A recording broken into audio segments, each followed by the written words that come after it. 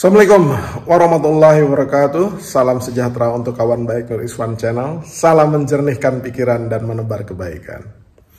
Kawan baik, pilihan Prabowo untuk menjadikan Gibran Rakabuming Raka, anak Pak Jokowi sebagai cawapres, ternyata euforianya itu singkat saja bagi para pendukung.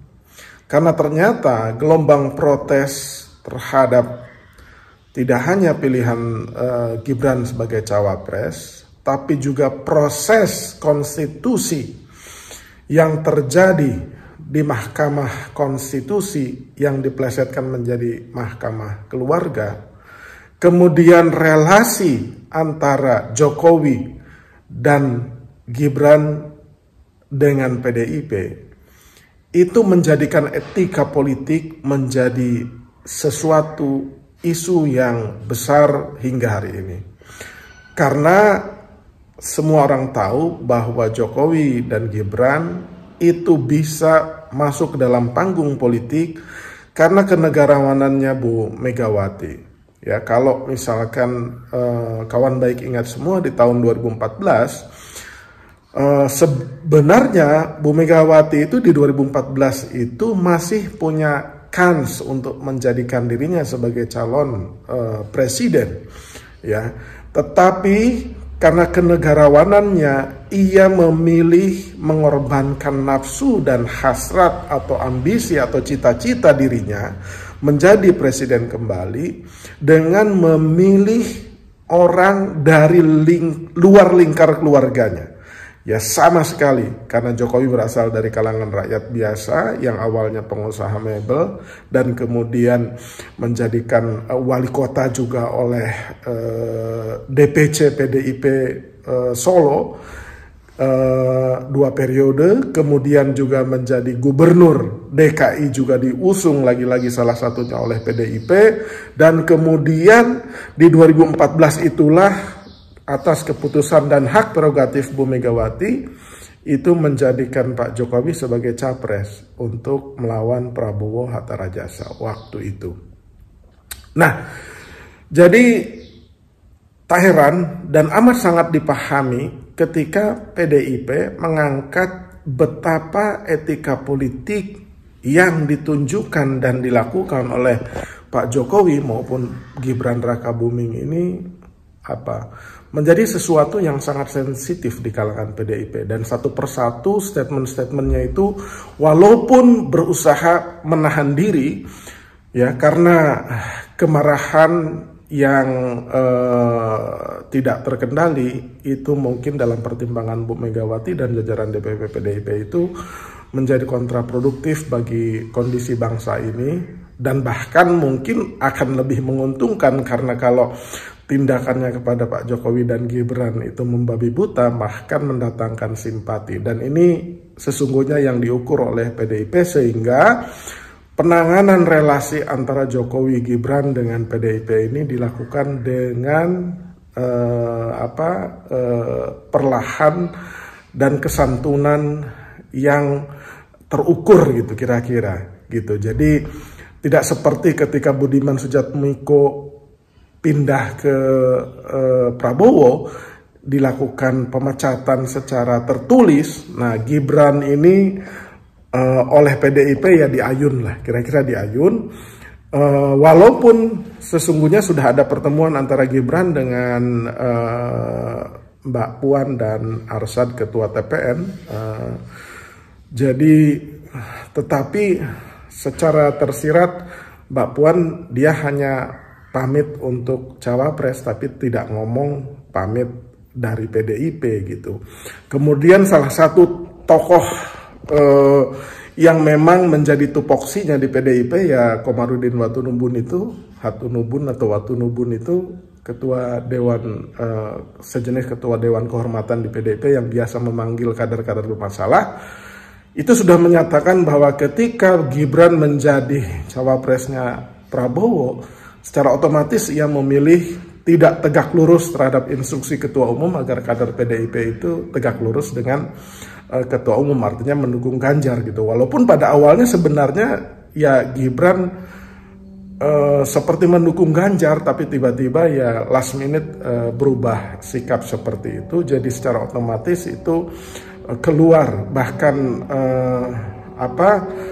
statement Mas Hasto terakhir kemarin itu juga selain membenarkan apa yang disampaikan oleh Pak Komarudin dari Dewan Kehormatan PDIP, juga menajamkan bahwa itu akan diurus oleh Ketua DPC PDIP yaitu FX Rudi kan. Pak Rudi juga menegaskan bahwa ia mohon agar KTA-nya, ya, kartu tanda anggota PDIP itu ya dikembalikan, karena dulu membuatnya juga kartu anggota PDIP itu ya di Solo, jadi harus dikembalikan ke Solo kembali.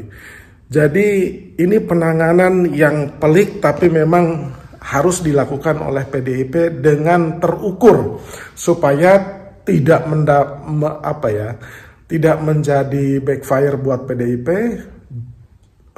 juga tidak memberikan ruang simpati dari masyarakat seolah-olah Jokowi dan Gibran itu dizolimi.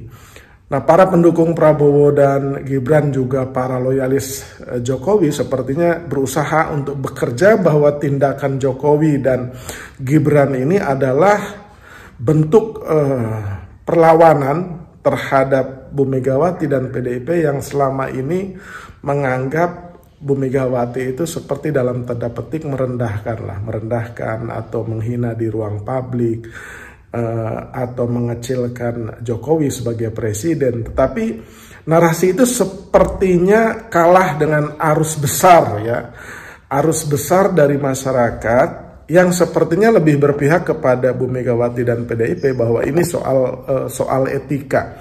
Jadi ibarat rumah besar, PDIP ini ya sudah membesarkan Jokowi juga Gibran, tetapi last minute seperti ditinggalkan atau dilepehkan lah kira-kira gitu ya. Jadi setelah semua itu teraih, jadi presiden teraih, jadi wali kota Solo teraih juga Gibrannya, kemudian Bobi juga jadi seperti PDIP itu ditampar berkali-kali itu ya oleh keluarganya Pak Jokowi. Itu perasaan yang terpotret di wajah-wajah kader-kader PDIP itu, sehingga agar tidak kontraproduktif terhadap PDIP sendiri ya ditangani dengan soft, tapi menunjukkan ketegasan dari Bu Megawati dan PDIP. Nah, kemudian pilihan Prabowo terhadap Gibran juga ternyata makin ke sini itu menunjukkan kontraproduktif juga gitu. Jadi alih-alih kan Prabowo itu memilih Gibran bukan karena Gibran sangat berprestasi ya, sebagai wali kota Solo semua orang juga tahu ya prestasinya ya belum mentereng banget, artinya biasa saja. Satu-satunya alasan Pak Prabowo memilih Gibran ya pertama ya karena dia anaknya Jokowi gitu loh. Nah, dengan harapan apabila anaknya sebagai cawapres, Jokowi pasti akan habis-habisan mengerahkan segala kekuatan logistik dan pengaruhnya untuk mendukung Prabowo. Itu yang pertama. Yang kedua, Prabowo memilih Gibran itu berusaha untuk meraih efek dari approval ratingnya Pak Jokowi yang lebih dari 70%. Gitu. Artinya kepuasan masyarakat terhadap kepemimpinan Jokowi karena tinggi ya berarti puas. Nah, kalau puas diharapkan akan memilih lagi. Nah, siapa kandidat capres yang akan dipilih adalah kandidat yang memiliki aroma kepuasan kinerja terhadap Jokowi. Siapa dia? Ya Gibran gitu. Nah, kira-kira efek elektoralnya itu diharapkan oleh Pak Prabowo itu bisa dirasakan gitu. Nah, tetapi hitungan ini sepertinya kurang cermat ya, terlebih pasca putusan MK, karena proses pemilihan Gibran itu dianggap menciderai ya prosedur dan hukum acara ya di Mahkamah Konstitusi, karena ketua Mahkamah Konstitusinya itu adalah Anwar Usman. Jadi ada ya ketidakpuasan di kalangan masyarakat luas, boleh saja siapapun bisa menjadi capres atau cawapres, tetapi tata caranya itu harus baik dan tidak menabrak-nabrak secara radikal itu konstitusi-konstitusi itu gitu. Jadi seperti ada frase yang diselundupkan gitu. Yang diselundupkan itu ya frase tambahan bahwa punya pengalaman menjadi kepala daerah yang dihasilkan dari pemilu atau pilkada gitu. Jadi seolah-olah untuk membenarkan dan menjustifikasi bahwa Gibran itu boleh dari cawapres. Akhirnya kan kemudian gelombang protes itu mulai terjadi gitu. KPU harus merubah peraturan KPU-nya tentang batas usia, tetapi harus dikonsultasikan juga kepada pemerintah dan DPR. Nah, ini bolanya nanti akan terus berlanjut. Kemudian pelaporan-pelaporan kepada Mahkamah Konstitusi atas dugaan pelanggaran etik ya dari 9 hakim konstitusi itu ya, terutama pamannya Gibran ini, Anwar Usman gitu. Kemudian protes juga sudah mulai terjadi. Jadi ini adalah waktu-waktu yang sangat sensitif ya. Pak Jokowi tidak bisa lagi mengklaim bahwa ia mendukung tiga-tiganya atau mendukung Ganjar dan Prabowo, karena faktanya ucapan itu tidak akan bisa dipercaya lagi oleh masyarakat, karena dia menempatkan Gibran ya, mendorong Gibran dengan ucapan merestui dan mendukung apapun langkah anaknya untuk menjadi cawapresnya Prabowo. Seandainya Pak Jokowi itu tidak menempatkan dan memaksakan Gibran menjadi cawapres, mungkin ia akan dengan ringan dan bisa diterima tuh bahwa ia juga mendukung Ganjar, mendukung Prabowo gitu. Tetapi ucapan ini tidak mungkin bisa dilakukan ketika Gibran sendiri menjadi cawapres. Jadi ucapannya itu ya tidak bisa dipercaya oleh publik, terutama oleh kader-kader PDIP dan partai-partai yang berada di koalisinya Ganjar tuh ya. Nah, sekarang sudah mulai bergulir tuh sidang pelanggaran etiknya di Mahkamah Kehormatan, Mahkamah Konstitusi yang selalu dipelesetkan, bahkan di Google itu udah jadi Mahkamah Keluarga tuh. Jadi Mahkamah Konstitusi berubah menjadi Mahkamah Keluarga. Nah, kita akan melihat terus ya dinamika ini. Nah, dinamika ini kemudian membuat para pemilih juga yang tadinya itu firm ke Prabowo, ketika Gibran menjadi cawapres ini udah mulai lari-lari ya. Lari-lari. Beberapa teman saya, ya, beberapa sahabat saya bahkan, yang sudah firm, ya, sudah firm. Jadi saya melakukan survei kecil-kecilan. Saya tanya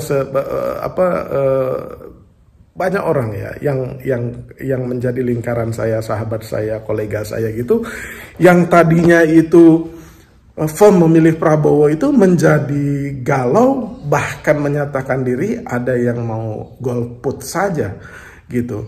Tapi ada juga yang lemes. Dari awal mereka sudah menyatakan bahwa apabila Gibran yang dipilih mereka akan lemes sekali tuh gitu. Jadi efek elektoral itu ternyata tidak seperti yang dibayangkan oleh Pak Prabowo dan Pak Jokowi itu. Ya, cerita yang amat sangat lucu, seorang sahabat saya juga menyampaikan bahwa ia tinggal di Jawa Barat, ya kan, di Cianjur. Ia menyampaikan kepada saya bahwa istrinya yang biasanya tidak bicara politik, dia menyampaikan bahwa ada grup ibu-ibu untuk anak sekolah sekitar 6 orang lah gitu, yang tadinya itu suka sekali dengan Prabowo. Ketika Gibran dipilih, 6 ini, kata sahabat saya, termasuk istrinya, itu otomatis pindah ke Anies Caimin.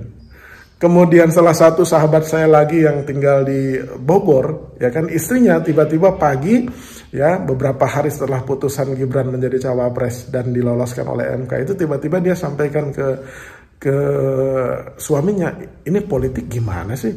Kalau begini caranya ya saya pindah aja lah dari Prabowo ke Anies aja, ke Amin aja gitu. Jadi itu lingkaran-lingkaran terdekat saya yang nyata-nyata adalah pendukung dan simpatisan kuatnya Pak Prabowo tuh. Tapi itu kan tidak bisa digeneralisir. Tetapi kalau kita lihat di sosial media, di podcast, di media-media massa, itu nampak sekali ketidaksetujuan orang terhadap Gibran sebagai cawapres, dan itu kemudian merugikan Prabowo. Bukan karena mereka tidak suka terhadap Prabowo, tetapi mereka tidak suka karena Gibran jadi cawapres, dan ujungnya itu adalah kenapa Pak Prabowo mau gitu. Akhirnya Gibran menyeret Pak Prabowo ke dalam kolam, ya, yang kemudian kolam itu ditinggalkan oleh pendukung dan simpatisan yang selama ini simpati kepada Pak Prabowo. Itu kira-kira logikanya seperti itu tuh. Jadi masyarakat karena mulai sekarang itu terdidik oleh sosial media, ya, jadi begitu banyak limpahan informasi, jadi kecepatan informasi itu sekarang sudah merasuk ke dalam sanubari melalui tangan dan handphone itu, gitu. Jadi ini kita akan lihat apakah memang seperti yang Saifullah Fatah itu katakan, ya, bahwa pilihan masyarakat itu tergantung logika dan hatinya. Kalau logikanya itu patah, loh, kok Jokowi begini sih? Kok Jokowi memaksakan anaknya yang dianggap minim pengalaman, kemudian dijadikan cawapres, kemudian proses di MK-nya juga problematik. Jadi logika masyarakat itu akhirnya kok begini sih? Akhirnya turun ke hati itu. Hatinya juga patah gitu. Nah, imbasnya kepada Pak Prabowo. Kenapa Pak Prabowo mau gitu? Nah, kira-kira gitu.